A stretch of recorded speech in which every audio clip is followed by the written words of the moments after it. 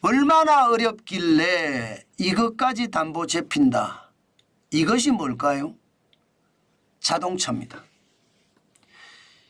야, 저도 깜짝 놀란 지표인데요. 자동차 담보대출이라는 게 있더라고요. 뭐 있겠죠.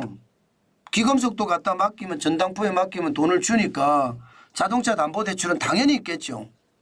그런데 자동차 담보대출에 대한 한도 조회를 한 사람이 엄청나게 많아졌습니다. 건수로 보더라도요. 2022년 상반기 426만 6천 건이에요. 그죠? 예, 2023년 상반기 492만 3천 건입니다. 그런데 2024년 올해입니다. 1월에서 5월까지만 1125만 2천 건입니다. 아이고야, 돈 없는 사람이 진짜 천지라는 거잖아요. 돈 없는 사람. 그동안 우리가 말입니다. 집단지성이라고 해서 여러분들이 댓글을 쭉쭉 올리고 또 제가 여러분들 댓글에 대꾸를 하면서 집단지성을 계속 쌓아왔었잖아요. 그 당시에 이야기한 내용들의 핵심이 요즘 사람들 지갑에 돈이 없어요. 이 말이 집단지성으로 쌓여 있습니다. 그런데 그게 진짜라는 뜻이에요. 게다가 조회수가 1225만 2천 건이잖아요. 와, 저는 이게 엄청난 숫자라고 생각을 합니다. 물론 중복조회도 있겠지만 이게 1225만이잖아요. 우리 국민의 경제활동 인구만 생각을 해보자고요. 2800만 명 정도 되잖아요. 그러면 거의 3분의 1이 훨씬 넘는 숫자가 자동차 담보대출에 대한 한도 조회를 했다는 뜻이에요. 괜찮을까요? 우리 경제가 진짜 괜찮을까? 저는 그런 생각을 합니다. 그 정도로 우리 경제가 지금 굉장히 어려워진 것 아닌가 이런 생각도 할 수밖에 없습니다. 이게 여러분 예상했던 것보다 심각하다 이렇게 생각합니다. 저축은행에서 보니까 기타 담보대출에 자동차 담보대출이 있더라고요. 지난해 1월에는요 고객수가 3,000명이었습니다. 그런데 올해 1월에는 6,800명. 2배가 넘게 늘어났습니다. 두 배가. 금액도 작년에는 530억이었거든요. 올해는 970억. 진짜 되게 많이 늘어났죠. 지금 그만큼 말입니다. 이게 저는 작은 지표만 나오면 보거든요. 그 지표가 현장 경기를 뜻하니까. 지금 자영업자나 소상공인들, 소기업들, 중기업들 다 어렵다는 이야기예요. 아니 돈 쓰려고 자동차 담보대출까지 받으려고 하는 사람들이 이렇게 많은데 지갑에 돈이 그만큼 없다는 이야기인데 소비를 하겠습니까? 소비 안 하죠. 그러니 문제가 된다 이렇게 생각을 하는 거죠. 게다가 말입니다. 이게 금리가 싸니까 또 받는다는 이야기도 합니다.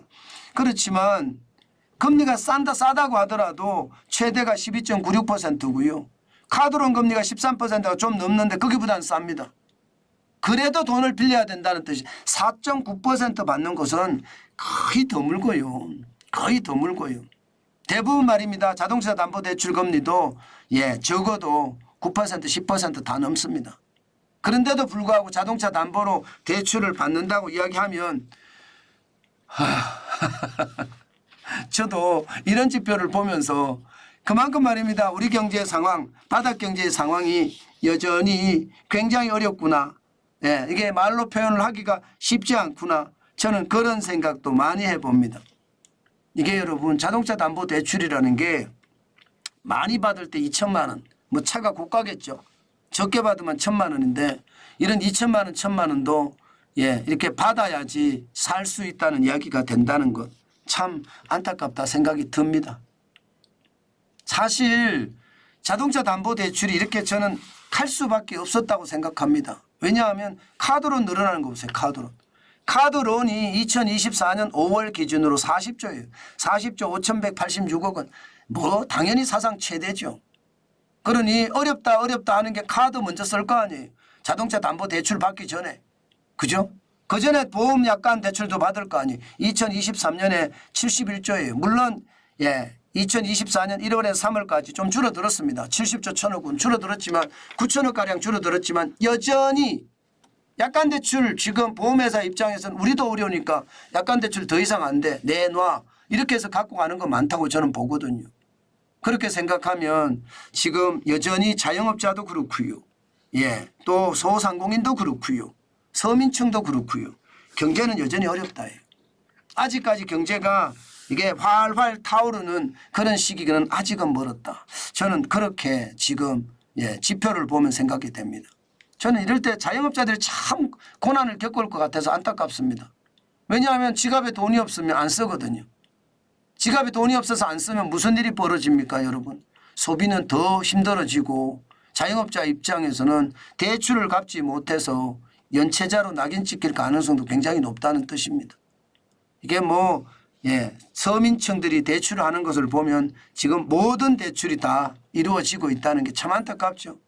저도 그렇게 생각이 듭니다. 참 안타깝습니다.